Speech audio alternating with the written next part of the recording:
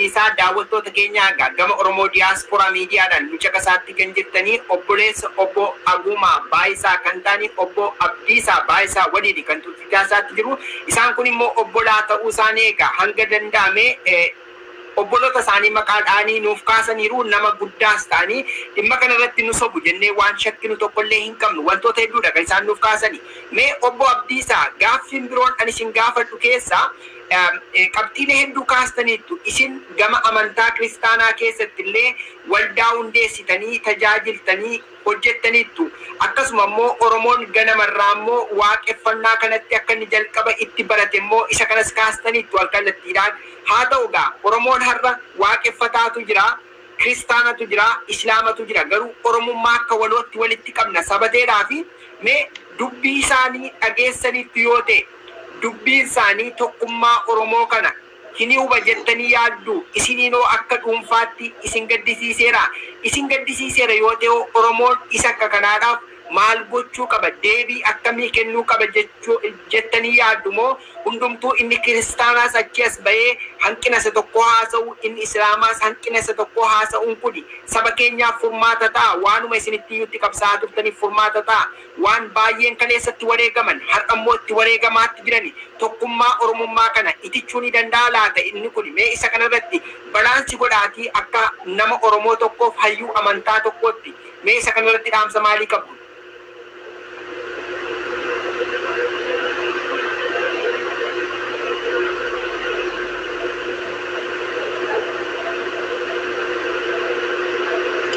Baay'ee gaariidha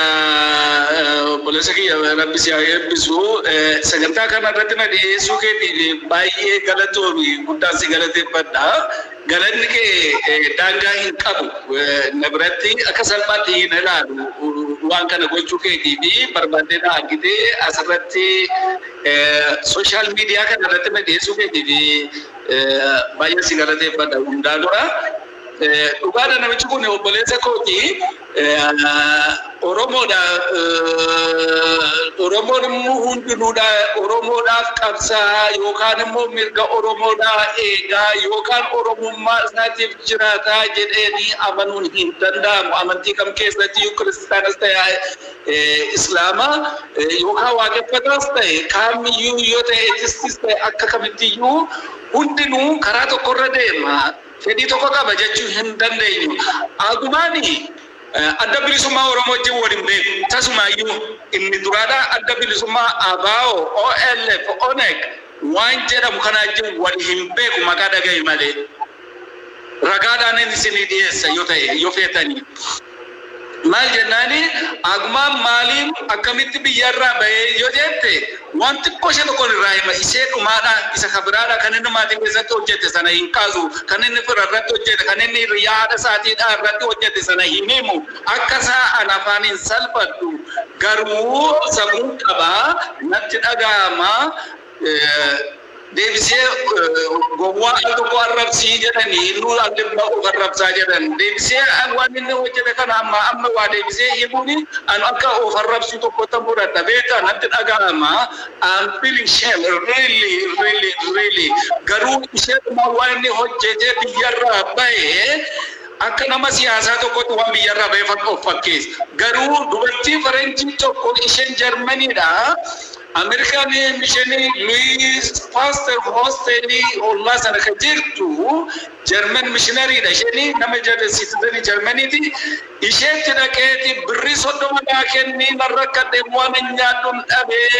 manja fiqaadii sadaffaan haareffadhe jedhe waan ittiin haareffadhus dhabe please jedhe deemee ishee gaafate.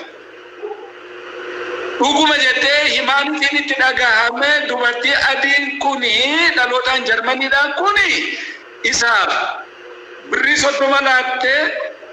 nyaatallee naa kenne leftoverii yoo qabaatte jedhee gaafate polite manners in sincere way yeroo itti dhiyaate jecha hayyee jettee yookaan shanii nyaatu gaafa xiqqoo ishee gattaa'uraa kenne jedhe security guard yookaan zabanyaa jedhamu